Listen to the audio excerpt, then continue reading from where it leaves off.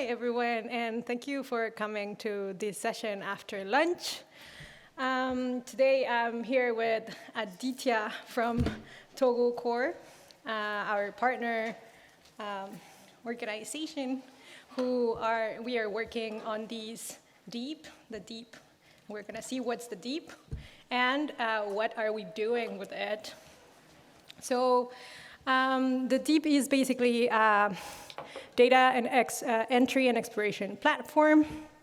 And it's a joint open source initiative. It's an online platform for us to support the delivery of timely and credible situational and risk analysis for crisis and other humanitarian contexts. So what we try to do here is try to make sense of this humanitarian data that we were talking about already at the beginning of this day. So this is our principles. We are open. So basically, it's an open source platform. So it can be deployed in both shared and private server environments. The data is baseable to users, granted access to a project, and is encrypted using all these modern web technology standards. It's agile because it accommodates both structured and unstructured data. And it's customizable with some what we call analysis frameworks to guide the data collection and analysis. And users can easily tag the information that is basically contained in a large amount of documents and filter for specific categories and export that information in a variety of formats. It's also collaborative, so these projects that allow basically to share and set up for collaboration between them. So normally what we have nowadays in the, of qualitative data analysis tools are basically tools that cannot be shared between different users. So right now, what Deep wanted to tackle is basically also this problem. So we can just create new projects, we can identify, who's joining, and so on. We're going to have a live demonstration of it by, one of our senior developers. So right now we have over 300 active projects in 61 countries. We have more or less 4,000 registered users. We have more than 50,000 sources, and we have more than 400,000 entries. This means that we have text classified, classifications in text of those entries. So this basically what it makes is the largest repository of annotated humanitarian response documents ever. So the problems that Ted was talking about, not having annotated data or not having really structured data, here is what we're trying to solve with this platform too.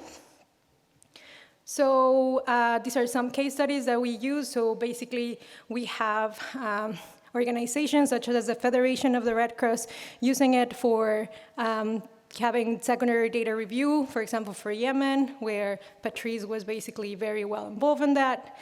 We have the Danish Refugee Council using it to support the collaborative analysis on protection, what we call humanitarian protection issues, so basically protection of civilians in either conflict situations or natural disasters. We use also Deep to guide primary data collection, for example, on one of our partner organizations, that's IMAP. OCHA now is using it for also reviewing all the secondary data that comes from the Ukraine response, and you can see the products also online on the OCHA website or also on the Data Friendly Spaces website. And we also have new research, on humanitarian severity and information gaps using probability theory. So we have basically a note and work with to demonstrate how these infrastructure like Deep can be, and tools like possibility theory can open a way to combine large sets of structured humanitarian observations in quantitative severity measures. So this is a very interesting usage of Deep. But then we had all of these problems that we wanted to solve before, right? And now we have this repository of data. So then what do we want to do? So then we wanted to use this natural language processing to tailor to work with common humanitarian analysis frameworks.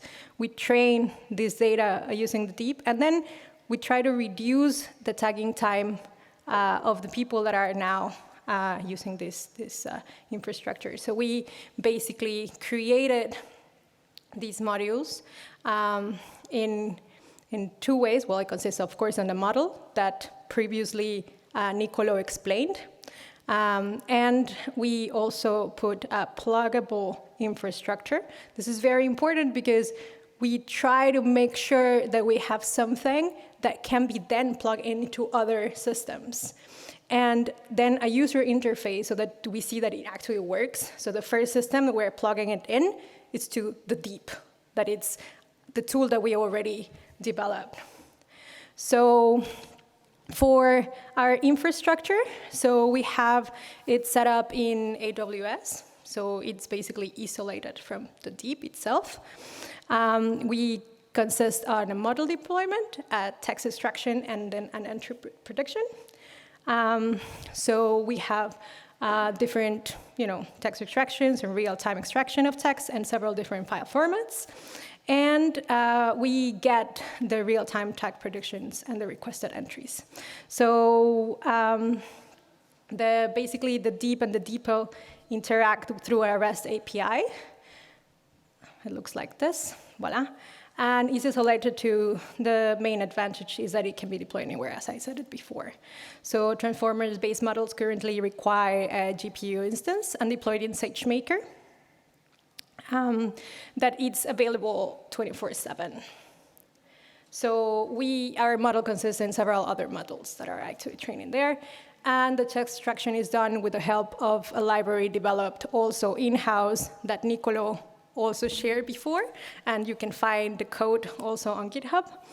And then, several SQS queues and Lambda functions are used for the text extraction and entry prediction.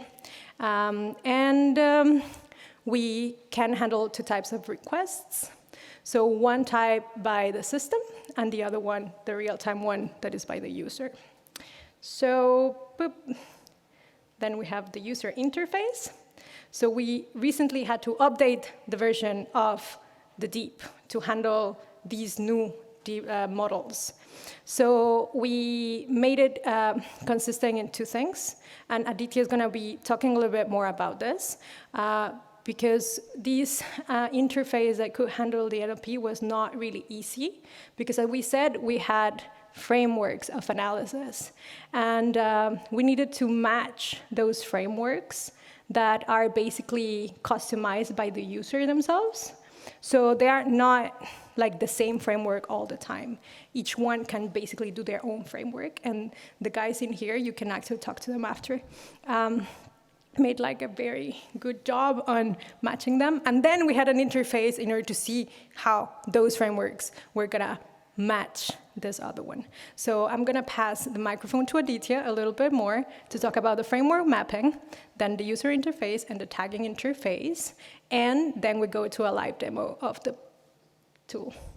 Thanks. Yeah, sure. So let me do this. Okay, so as Ximena explained, in deep, all of the frameworks that we have, it's customizable, right? Because not all the crises are the same, not all the responses that we need to do are the same. So for each different crisis, there's a different framework that you need to build. And let's say if you are an organization that specializes only on education, you might not need the generic terms or tags that are required for health or WASH or something like that. So you kind of build your own.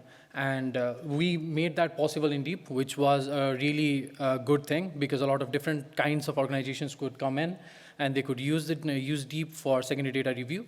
But the issue there was all of these frameworks were dynamic, right? So you cannot really have the framework dynamic and try to tag it because everything is people can make whatever they want, right? So I often make this framework while demoing Deep is I just track how many mangoes I eat in Kathmandu or in Switzerland or something like that because it's possible in Deep, you can make whatever you want. And that came with the issue of how can we exactly create the NLP frame model out of it, all of the data from the data out of it. From the data that's tagged in deep in dynamic framework to use to create a model, and then again use it back to further assist people in deep. So what we did was to create the NLP model, which will probably some of our team will explain to you later as well. We took a lot a lot of more significant or more used frameworks in deep. We combined them and then started training those models by mapping them by ourselves at first, and then we trained it on a lot of data since I think 2021, and then the model is created. Now to use it in deep, what we had to do was build a mapping interface, which is you keep the NLP interface on the left and your actual framework on the right, and you just go on clicking one by one, saying if you get this from the NLP framework, tag it to this. If you get this from NLP framework, tag it to this. So basically, you have the map now, and later what we can use the mapping again for is training the data, the newly tagged data, using the same mapping. So it's kind of good. I think you'll get more actual sense after we do the demo. So yeah, I think that's all. I think I should move to the demo, right? Yeah. Okay. Yeah. So yeah, we go to the demo. I think it's going to be more interesting because we also have this tagging interface. Because again, the tagging, it's also very specific. So we needed to also to get all of those clicks from the tags. And how do we do this? So we had to create that. And I think, oops, I don't know what happened. Okay. So I think that's it. I'm going to go to the other one. And oops, I don't know, what did I do? Yeah. Okay. And here. Now you can see the tool. So welcome to Deep. This is how our tool looks like. Nice. Okay, so basically this is our tool. Without even having to log in, you can also explore Deep. So, okay, I can use it from here. So there's this explore functionality where basically it will show you where, what are all the projects that are in Deep. And you can also visualize it in a map. We've just pinpointed where it's being used right now. You can dive a little inside and see where it's being used. So this is you can play around with it. I think anyone can log into Deep. So yeah, feel free to use the link and just explore the platform. Okay, so moving on. After you log in, this is what you see. So as a secondary data review, I am often a part of different projects. So you see all of your recent projects right here. You can go immediately start tagging in them. So I can go to tag. So as I think Patrice explained in the morning, the first part of analyzing secondary data is collecting the secondary data, right? So you can use different methods to collect secondary data. One is you can directly import it. You can add a website, you can add a URL, and all the metadata for it. What you can also do is add sources in bulk. You can add a lot of documents from your local system and then upload it to Deep. You can also connect it into your Google Drive or Dropbox. We've also recently been working on connecting it to different kinds of sources. So I think there was so there's this ReliefWeb website. There's a lot of different, similar to ReliefWeb, there's a lot of different news portals that you can connect to through Deep. And so you can basically select all of the latest data from it and then import it to Deep. So yeah, that's how you add sources to Deep. And then what you do is you can start tagging, right? So this is the tagging interface. And on the left, you can see the simplified text, which means we extracted the text from the document or the article you entered in Deep, and you can just basically browse through it and make an entry out of it. So if if I see this document, I can basically start tagging, saying hey, this belongs to this category, this belongs to this category, and you can do further analysis by tagging it into multiple different keywords or tags or widgets, as we like to call them, in deep. So this is how you do it, and we basically save, and an entry is created. So after doing that, you want to export as well, right? So there's this export functionality which lets you export all of the data users entered or the data users filtered into different formats, Word document, Excel document, stuff like that. So yeah, that's it for the export functionality. So while creating a project in Deep, so if you're new to Deep, what you generally do is first, obviously, you add a bit of metadata, and then you select where in the world is the which geo areas do you want to tag in this project. So right now I'm using a test thing, so I don't think I have anything, but you can basically add your own save files and start geotagging all of your data. So you can add different users that are already registered in Deep in your project, and the thing we're just talking about, frameworks.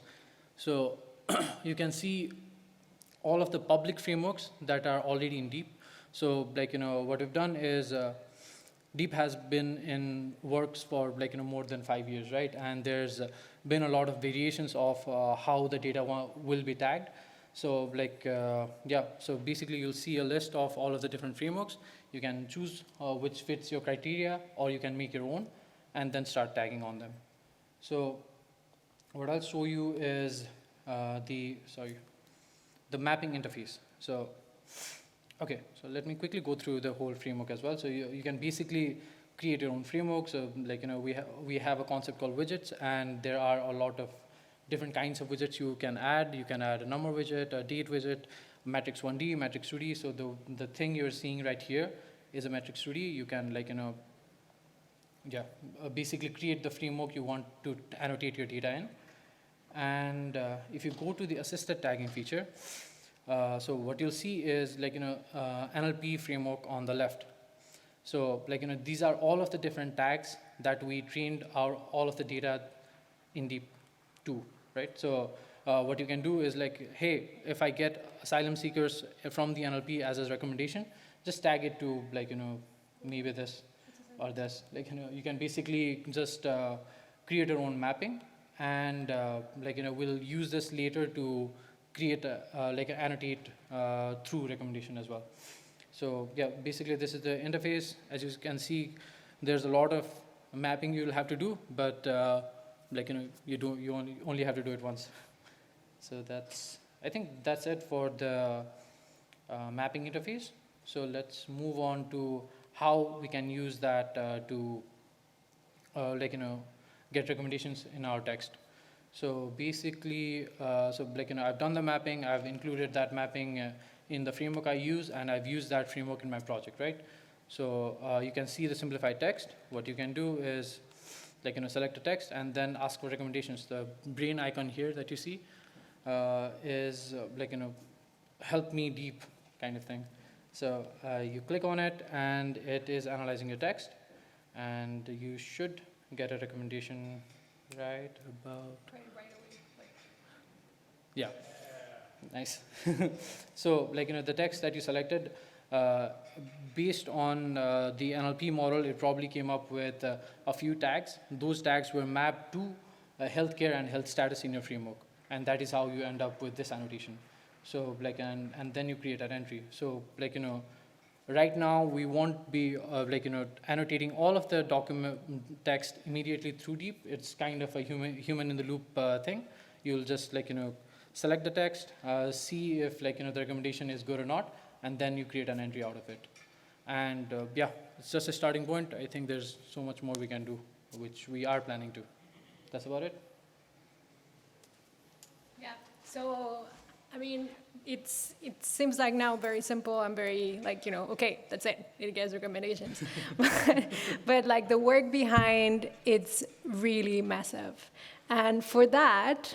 I'm gonna also, we'll stop here and we're gonna open the floor, one for questions, but then after I'm gonna ask the whole NLP team, come here and basically give you a little exercise so you can have your computers out, and it's Salim, Nicolo, Benjamin, whom else is gonna be there? Uz, he's there. He was like, I cannot see you. Uz, they're gonna be here showing you, and sharing with you a little exercise. But first, I'm gonna open the floor for questions. Any questions on this platform? It looks like everyone is speechless. I do have 3 pieces of candy left also, just to take things on. No? Okay, it's pretty straightforward. It's open source, so you can also go and see the code out there. Any questions after, we are also happy to answer them. Yeah? Behind there, Olivia.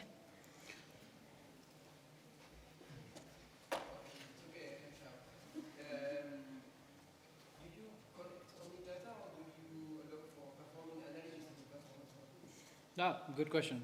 Yeah, we also have an analysis module that we haven't shared again. But yeah, we can also get some inputs from the people that are reading the data, because after that, those entries, you can see them and then you structure it. And you can have some comments on it. So you can also perform analysis over there, and then we're soon, the problem is now we're only allowed to perform that analysis but not being able to export it. But now we're adding also the export possibility for that analysis. So we're trying little by little also to increase the functionalities of the tool. And of course it has to, this is not like any software that with a big company, that we have almost unlimited resources. We are an NGO at the end of the day, and we are working also as the non-governmental organizations work that is based on grants. And there's a lot of people that are, also some people have okay, I want this new feature. So then they put some money for the feature and so on. So it also benefits the whole community. So that's also pretty cool.